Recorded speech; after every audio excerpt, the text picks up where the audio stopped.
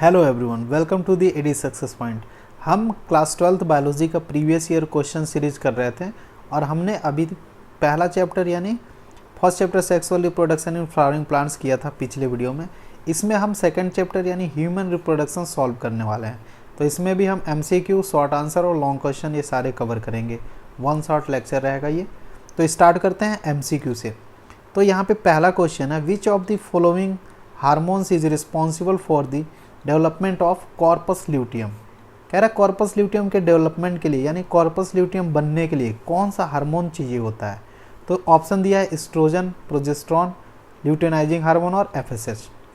तो सबसे पहले तो हमें समझना होगा कॉर्पस ल्यूटियम होता क्या है। तो ओवरी के अंदर, ओवरी में क्या होता है, फॉलिकल्स का डेवलपमेंट होता है और इन फॉलिकल्स के अंदर हमारा क्या होता है, सेकेंडरी oocyte। पहले प्राइमरी oocyte होता है, फिर वो डेवलप होता है सेकेंडरी oocyte में। तो ओवरी से क्या होता है कि 14वें दिन जब ये फॉलिकल्स डेवलप हो जाते हैं, पहले प्राइमरी फॉलिकल बनता है, फिर सेकेंडरी और फिर टर्सरी। इसके बाद ये फॉलिकल्स मैच्योर हो जाते हैं। मैच्योर होंगे तो ये फट जाएंगे यानी रप्चर कर जाएंगे। रप्चर करेंगे तो इसमें से क्या निकलता है, सेकेंडरी oocyte, ये बाहर आ जाता है। अब ये 14वें दिन ये प्रोसेस होता है और इसको हम क्या बोलते थे, ओव्यूलेशन। इस प्रोसेस को ओव्यूलेशन बोलते हैं। तो 14वें दिन LH के वजह से जो ल्यूटिनाइजिंग हार्मोन होता है उसी के वजह से ओव्यूलेशन होता है। उसी के वजह से ओव्यूलेशन होगा तो फॉलिकल्स रप्चर होंगे और सेकेंडरी oocyte बाहर निकल जाएगा। तो अब जो यहाँ पे स्ट्रक्चर बच जाता है ना फॉलिकल्स वाला, अब जो रप्चर होने के बाद जो स्ट्रक्चर बचा इसी को हम क्या बोलते हैं, कॉर्पस ल्यूटियम। यही स्ट्रक्चर होता है कॉर्पस ल्यूटियम। तो ये किसके वजह से बना, LH के वजह से, ल्यूटिनाइजिंग हार्मोन के वजह से 14वें दिन ओव्यूलेशन हुआ यानी ये रप्चर कर गया और ये कन्वर्ट हो गया कॉर्पस ल्यूटियम में। तो इसमें ऑप्शन क्या हो जाएगा, ल्यूटिनाइजिंग हार्मोन। ये देख लो सी ऑप्शन सही है ना, तो आंसर हो जाएगा LH। अब नेक्स्ट क्वेश्चन देखते हैं, the release of an ovum from the ovarian follicle is called. कह रहा है ओवरियन फॉलिकल से ओवम का रिलीज होना क्या कहलाता है। तो इसमें आंसर हो जाएगा ओव्यूलेशन, है ना। ओवरियन फॉलिकल से ओवम का रिलीज होना क्या होता है, ओव्यूलेशन होता है। अब हम देखते हैं नेक्स्ट क्वेश्चन यानी थर्ड क्वेश्चन क्या दिया है, आगे बढ़ते हैं। तो यहाँ पे थर्ड क्वेश्चन दिया है, where does fertilisation occurs in humans. Human के अंदर फर्टिलाइजेशन कहाँ पर होता है। तो ऑप्शन है यूट्रस, वेजाइना, फैलोपियन ट्यूब और ओवरी। तो कहाँ पे होता है, फैलोपियन ट्यूब। फैलोपियन ट्यूब के अंदर जो एम्प्यूला रीजन होता है ना, एम्प्यूला में क्या होता है, फर्टिलाइजेशन। नेक्स्ट क्वेश्चन है, the primary function of the male reproductive system is. Primary function क्या होता है मेल रिप्रोडक्टिव सिस्टम का।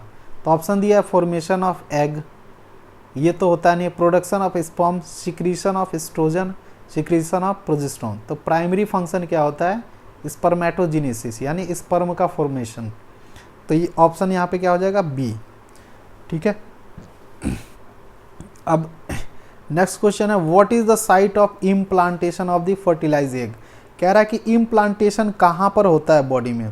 तो इम्प्लांटेशन हमें पता है कि कहाँ पे होता है, यूट्रस में। यूट्रस में जो एंडोमेट्रियम वॉल होती है ना, एंडोमेट्रियम वॉल, इसी पे क्या होता है, इम्प्लांटेशन। यूट्रस की 3 वॉल होती है, एंडोमेट्रियम सबसे अंदर वाली वॉल होती है। उसके बाद से क्या होता है, मायोमेट्रियम और सबसे बाहर पेरीमेट्रियम। तो एंडोमेट्रियम इसका ऑप्शन हो जाएगा। इसके बाद हम आगे बढ़ते हुए देखते हैं नेक्स्ट क्वेश्चन क्या है यहाँ पे। तो ये MCQ इतना ही था, 5 क्वेश्चंस है ना, नहीं और भी है। ठीक है, इसको भी देख लेते हैं। यहाँ पे कुछ क्वेश्चन और दिए हुए हैं।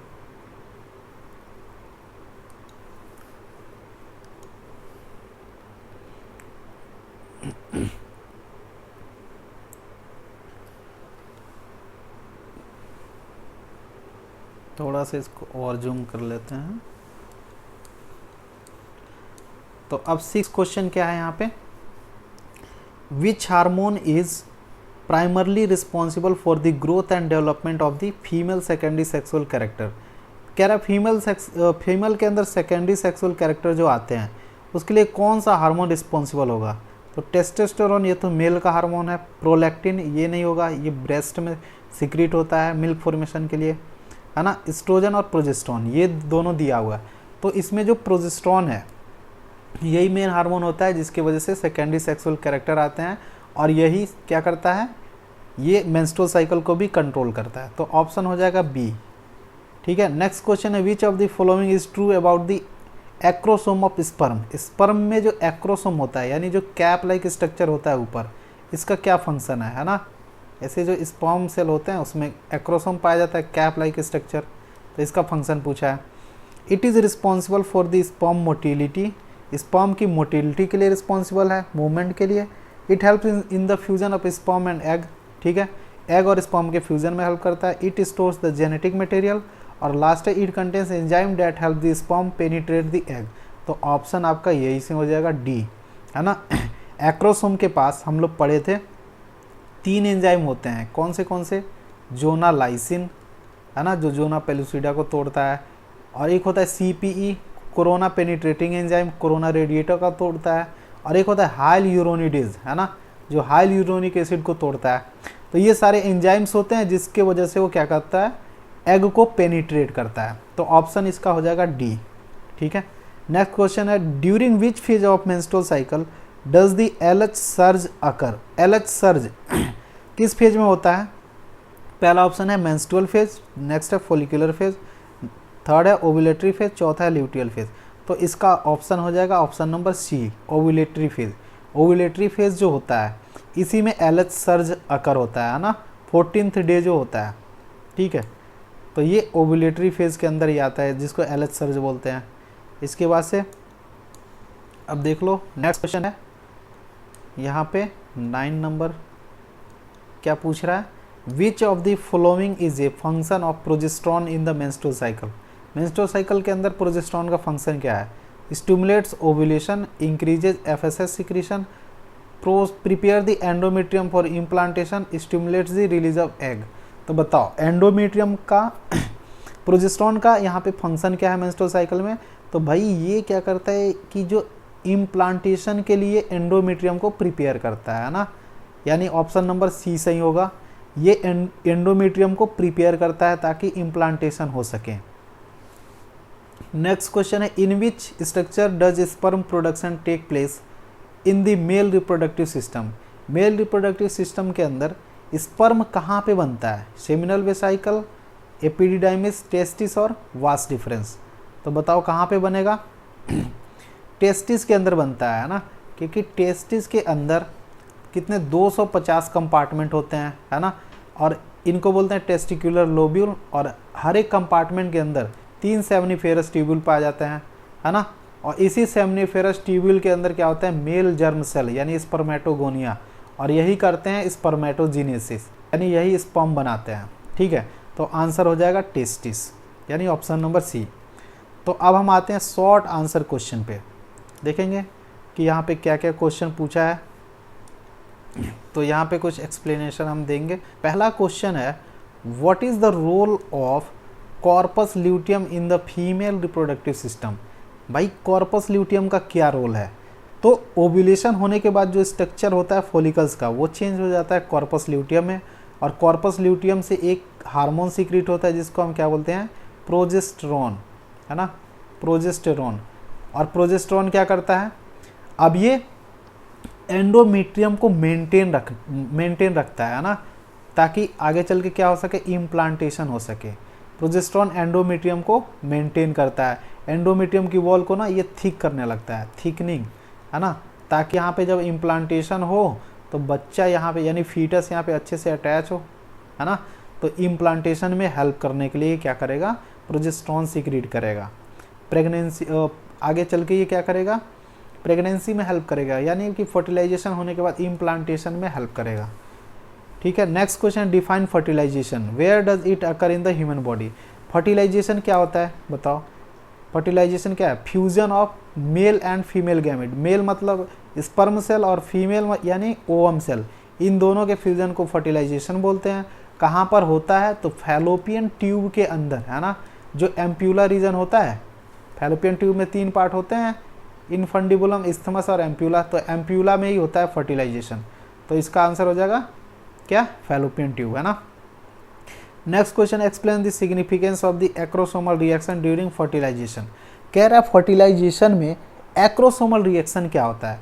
तो याद है हम लोग अभी थोड़ी देर पहले डिस्कस किए थे कि एक्रोसोम में ना कैप लाइक एक स्ट्रक्चर पाया जाता है ना। और इस कैप लाइक स्ट्रक्चर पे 3 एंजाइम पाए जाते हैं। कौन से जोनालाइसिन, है ना, और CPE कोरोना पेनिट्रेटिंग एंजाइम, और हाइलुरोनिडेज।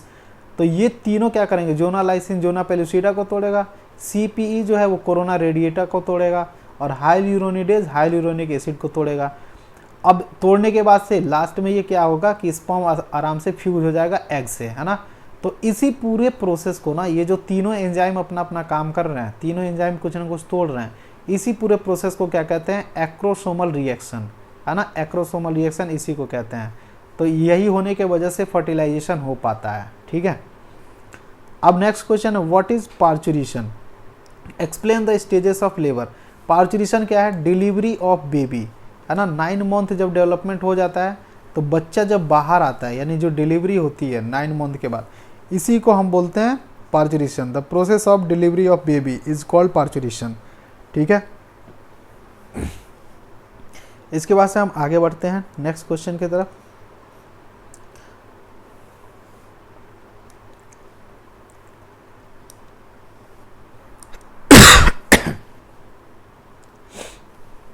तो यहाँ पे 5th क्वेश्चन आप देख सकते हैं, यहाँ पे क्या दिया हुआ है,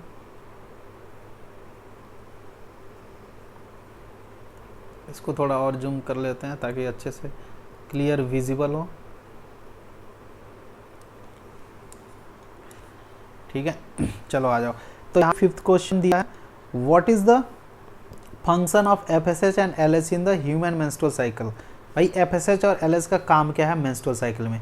तो ध्यान रखना, FSH जो होता है फॉलिकल स्टिमुलेटिंग हार्मोन, ये फॉलिकल्स का डेवलपमेंट कराता है ना। ग्रेनुलोसा सेल की ऐसे लेयर बनती है, इसके ऊपर पहला बनता है प्राइमरी फॉलिकल, फिर बनता है सेकेंडरी फॉलिकल, फिर बनता है टर्सरी फॉलिकल, है ना। और टर्सरी फॉलिकल बनने के बाद से जब ये मैच्योर हो जाएगा तो इसके अंदर क्या होता है, सेकेंडरी oocyte। तो टर्सरी फॉलिकल फटेगा 14वें दिन, है ना, जिस प्रोसेस को ओव्यूलेशन कहते हैं। और यहाँ पे सेकेंडरी oocyte बाहर आ जाएगा तो इसको बोलेंगे ओव्यूलेशन। और FSH जो है ना, ये फॉलिकल्स का डेवलपमेंट कराया। और LH जो होता है ल्यूटिनाइजिंग हार्मोन, इसी के वजह से 14वें दिन ये फॉलिकल्स रप्चर कर जाते हैं, फट जाते हैं। मैच्योर फॉलिकल फटेगा तो सेकेंडरी oocyte बाहर आ जाएगा, है ना। तो FSH फॉलिकल्स का डेवलपमेंट कराएगा और LH इन फॉलिकल्स को रप्चर करा देगा 14वें दिन, जिससे क्या होगा, ओव्यूलेशन, और सेकेंडरी oocyte बाहर आएगा। तो ये इनका फंक्शन हो गया। अब लॉन्ग आंसर क्वेश्चन की बात करें तो पहला क्वेश्चन है, describe the structure and function of male reproductive system. तो ये मैंने पूरा डिटेल में पढ़ा रखा है। मेल रिप्रोडक्टिव सिस्टम क्या होता है, इसमें primary sex organ, external genitalia और एक्सेसरी डक्ट, और क्या होता है, एक्सेसरी ग्लैंड, ये 4 चीज़ें होती हैं। प्राइमरी सेक्स ऑर्गन क्या होता है, टेस्टिस, जो कि क्या करता है, टेस्टोस्टेरोन रिलीज करता है। टेस्टिस प्रेजेंट होता है स्क्रोटम में, एक पाउच लेके स्ट्रक्चर होता है। उसके बाद एक्सटर्नल जेनेटेलिया की बात करें तो पेनिस होता है ना, और क्या होता है, स्क्रोटम, एक पाउच लाइक स्ट्रक्चर जिसमें टेस्टिस प्रेजेंट होता है। इसके बाद एक्सेसरी डक्ट में बहुत सारे डक्ट होते हैं, जैसे कि रेटी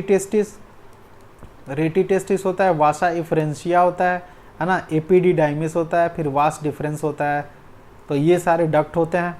और लास्ट में क्या आता है, एक्सेसरी ग्लैंड। तो 3 ग्लैंड होते हैं, सेमिनल वेसिकल ग्लैंड जो कि पेयर में पाया जाता है, फिर प्रोस्टेट ग्लैंड जो कि सिंगल होता है, और फिर बल्बो यूरेथ्रल ग्लैंड, है ना। ये 3 ग्लैंड है, ध्यान रखना। बल्बो यूरेथ्रल ग्लैंड भी क्या होता है, पेयर में पाया जाता है।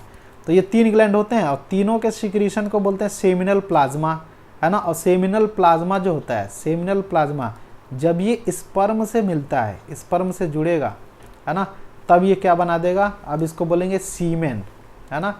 सीमेन क्या होता है, स्पर्म प्लस सेमिनल प्लाज्मा। तो ये पूरा मेल रिप्रोडक्टिव सिस्टम है। डायग्राम इसका NCERT से देख लेना। उसके बाद से नेक्स्ट क्वेश्चन है, what is the menstrual cycle, explain the hormonal regulation of the menstrual cycle. तो मेंस्ट्रुअल साइकिल क्या होता है, 28 डेज का साइकिल है ना, और 3 फेज में होता है, यानी इसके टोटल 3 स्टेप्स होते हैं। पहला स्टेप जो होता है उसको बोलते हैं मेंस्ट्रुअल फेज, या इसी को बोलते हैं ब्लीडिंग फेज। पहला फेज है ये, और ये शुरू में होता है 3 से 5 दिन का, है ना। पहला फेज है, 3 से 5 दिन तक इसमें ब्लड आता रहता है ना।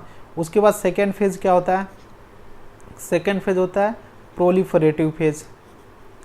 प्रोलिफरेटिव यानी किसी चीज़ का प्रोलिफरेशन होगा यहाँ पे।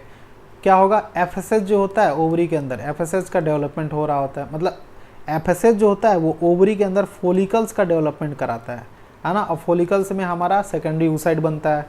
इसके बाद से तीसरा फेज होता है क्या, ल्यूटियल फेज, और ल्यूटियल फेज को ही बोलते हैं सिक्रीटरी फेज, यानी यहाँ पे कुछ ना कुछ क्या होगा, सिक्रीट होगा।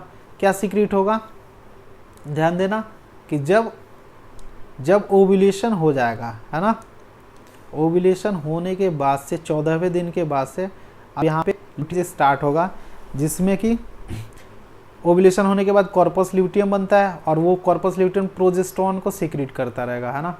14 से लेके और फिर 27 तारीख तक प्रोजेस्टेरोन लगातार निकलेगा, 14वें दिन से 27 लगभग, है ना। 28वें दिन फिर मेंस्ट्रुअल साइकिल आना है, तो 14 से 27 तक ये प्रोजेस्टेरोन एंडोमेट्रियम को एकदम मेंटेन रखेगा। फिर क्या, इसका जो आ जाएगा पीक पे चला जाएगा, ठीक है, एकदम इसका लेवल बढ़ जाएगा, प्रोजेस्टेरोन का हाई हो जाएगा। अब क्या होगा, 27वें दिन तक ऐसा होगा, फिर 28वें दिन जब स्पर्म नहीं मिलेगा, इसको लगेगा कि यार हम तो फालतू में ही सिक्रीट हो रहे हैं, तो फिर अचानक से इसका लेवल गिर जाएगा, प्रोजेस्टेरोन का लेवल एकदम डाउन हो जाएगा। तो फिर ये एंडोमेट्रियम को मेंटेन कर रहा था, अब एंडोमेट्रियम की लेयर क्या हो जाएगी, टूट जाएगी, क्योंकि प्रोजेस्टेरोन का लेवल गिर गया। एंडोमेट्रियम टूटेगा तो फिर से ब्लड आना शुरू हो जाएगा, तो फिर से 3 से 5 दिन, यानी फर्स्ट फेज मेंस्ट्रुअल फेज फिर से स्टार्ट हो जाएगा। तो मेंस्ट्रुअल साइकिल 3 फेज में होता है, ध्यान रखना, है ना। और इसमें क्या क्या होता है, ये सारी चीज़ें इसको अच्छे से याद रखना। इसके बाद से discuss the process of fertilisation in humans, human के अंदर फर्टिलाइजेशन कैसे होता है इसको बताना है। तो ये भी मैंने पूरा अच्छे से बता रखा है कि जो फीमेल रिप्रोडक्टिव सिस्टम होता है ना, उसमें क्या क्या होता है, यूट्रस होता है, फैलोपियन ट्यूब होता है। अब होगा क्या कि स्पर्म जाएगा, या नीचे वेजाइना होता है, उसके ऊपर सर्विक्स होता है, वेजाइना के रास्ते स्पर्म एंटर किया। अब कुछ तो स्पर्म यही वेजाइना में मर जाते हैं, कुछ आगे बढ़ते हैं, तो कुछ रास्ता भटक जाएंगे। अब मान लो यहाँ एम्प्यूला में इस साइड ओवम है, तो फर्टिलाइज इसको इधर जाना है, तो होता क्या कि इसके रिसेप्टर पे ओवम के ऊपर एक रिसेप्टर पाया जाता है, ठीक है ना, और यहाँ स्पर्म के पास भी होता है। तो फर्टिलाइजिन और एंटी फर्टिलाइजिन, तो ये क्या होता है कि केमिकल सिक्रीट करता है, एग से कुछ केमिकल्स रिलीज होंगे जो स्पर्म को अपनी तरफ अट्रैक्ट करेंगे। फिर स्पर्म जाएगा एग के पास, है ना। फिर कैपेसिटेशन होता है, यानी स्पर्म जो होता है ना, इसकी मोटिलिटी बढ़ जाती है, इसमें मूवमेंट आ जाता है, ये एक्टिवेट होता है, इसी को बोलते हैं कैपेसिटेशन। और इसके बाद एक्रोसोमल रिएक्शन होगा। एक्रोसोमल रिएक्शन पीछे हम देखे थे क्या था, मतलब जो एक्रोसोम होता है कैप लाइक स्ट्रक्चर, इसमें 3 एंजाइम पाए जाते हैं, वो सारे जो क्या करेंगे, ओवम के बाहर के सारे लेयर को तोड़ते जाएंगे, इसको एक्रोसोमल रिएक्शन बोलते हैं। और लास्ट में क्या हो जाएगा, हेड, स्पर्म का जो हेड है वो फ्यूज हो जाएगा, वो हेड अंदर जाएगा और टेल जो होगा वो बाहर ही रह जाएगा। तो हेड के अंदर जो न्यूक्लियस है वो एग के न्यूक्लियस से जाके फ्यूज हो जाएगा, तो जाइगोट बन जाएगा, है ना। तो ये है पूरा डिटेल में फर्टिलाइजेशन। नेक्स्ट क्वेश्चन है, what are the different methods of contraceptions. कह रहा है कि कॉन्ट्रासेप्शन क्या क्या डिफरेंट मेथड है वो बताना है हमें। तो ये भी पूरा डिटेल में पूरा 1 शॉट में कवर कर रखे हैं। कॉन्ट्रासेप्शंस कितने तरह के होते हैं, क्या क्या होते हैं, तो इसमें क्या क्या होता है, एक तो टेम्पररी मेथड और दूसरा परमानेंट। परमानेंट में क्या क्या होता है, ट्यूबेक्टोमी यानी फैलोपियन ट्यूब को कट करके बांध देना, और वैसेक्टोमी यानी वास डिफरेंस को कट करके बांध देना, ये परमानेंट मेथड है ना। टेम्पररी में बहुत सारे हैं, जैसे कि पहला नेचुरल मेथड था, जिसमें स्पर्म और ओवम को नेचुरली रोक दिया जाता है ना, मीट होने से, आपस में मिलने से। इसके भी कई सारे टाइप्स थे, क्या क्या था, पीरियडिक ऑब्स्टिनेंस था, है ना, और विथड्रॉल मेथड था, पेनिस को विथड्रॉ कर लेना। एक था लैक्टेशनल एमेनोरिया, जो 6 महीने तक क्या होता है, मदर्स इंटेंस लैक्टेशन करती है। उसके बाद बैरियर मेथड था, जिसमें क्या क्या आ जाता है, डाइफ्राम आ जाएगा, कॉन्डोम्स आ जाएगा, सर्वाइकल कैप आ जाएगा, ये सारे बैरियर मेथड में आ जाएंगे। फिर केमिकल मेथड था, केमिकल मेथड में स्पर्मिसाइडल क्रीम आते हैं, जेलीज आते हैं, है ना, ये सब स्पर्मिसाइडल होते हैं। और फिर क्या होता है, आईयूडीज, ये बहुत ही इंपॉर्टेंट है, आईयूडीज इंट्रायूटेराइन डिवाइसेस, है ना। इसमें आता है कॉपर टी, लिप्स लूप, ये सारी चीज़ें आती हैं। कॉपर टी क्या करता है, कॉपर आयन रिलीज करता है, जो स्पर्म की मोटिलिटी को डिक्रीज कर देते हैं, ठीक है ना। तो ये सारे आईयूडीज हैं।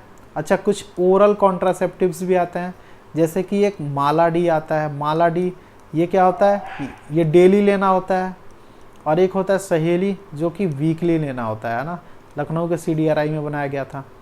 अब इनके एडवांटेज क्या है कि ये मतलब फिजिकल प्लेजर जो होता है आदमी की जो सेक्सुअल एक्टिविटी होती है ना, उसको ये इंटरप्ट नहीं करते हैं, उसमें कोई डिस्टर्बेंस नहीं होता है, ठीक है।